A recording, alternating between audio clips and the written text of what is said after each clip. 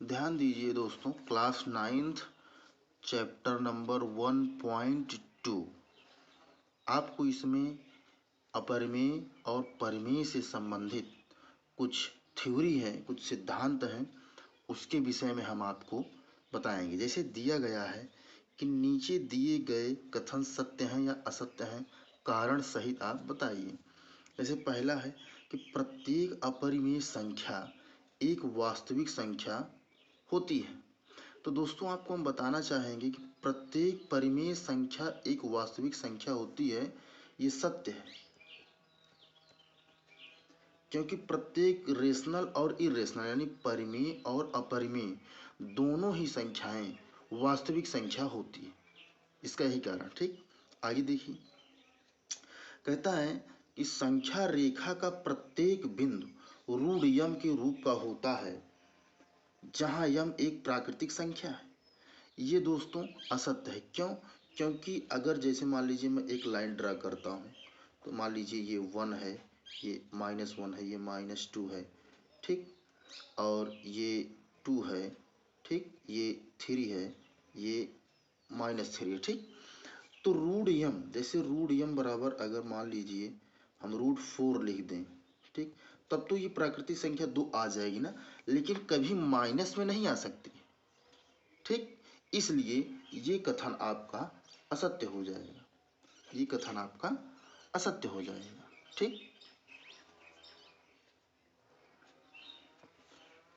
ये कथन आपका असत्य हो जाएगा। कि अगली देखिए, प्रत्येक वास्तविक संख्या एक अपरिमेय संख्या होती है। ध्यान दीजिएगा दोस्तों, कह रहा है आपको, हमने देखिए पहले बताया कि प्रत्येक अपरिमेय संख्या एक वास्तविक संख्या होती है, ये तो सही है।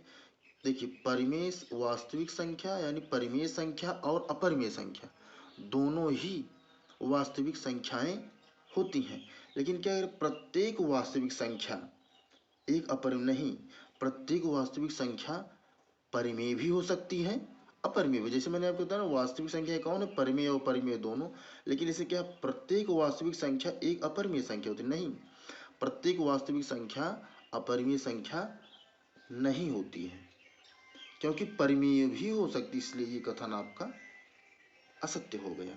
ठीक है दोस्तों, आप लोग इसको बहुत ध्यान से पढ़िएगा। हम जो बता रहे हैं वो आपको एकदम आपके दिमाग में बैठ जाएगा, बस ध्यान से आप देखते रहिए।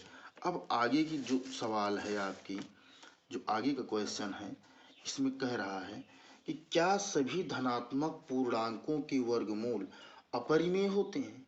यदि नहीं तो एक ऐसी संख्या के वर्गमूल का उदाहरण दीजिए जो परिमेय संख्या है। तो दोस्तों देखिए, क्या सभी धनात्मक पूर्णांकों के वर्गमूल अपरिमेय होते हैं? नहीं। देखिए कैसे, क्या सभी धनात्मक पूर्णांकों के वर्गमूल अपरिमेय होते हैं? अगर मान लीजिए √4 है, ठीक, तो इसको बाहर जब करेंगे वर्गमूल 2 है, और 2 क्या है, एक परिमेय संख्या है कि नहीं। आगे कहा भी है, यदि नहीं तो एक ऐसी संख्या के वर्गमूल का उदाहरण दीजिए जो एक परिमेय संख्या है, यानी √4 का जब हम वर्गमूल निकालेंगे तो कितना आएगा, 2। 2 क्या है, एक परिमेय संख्या है। आपको हमने कारण भी दे दिया।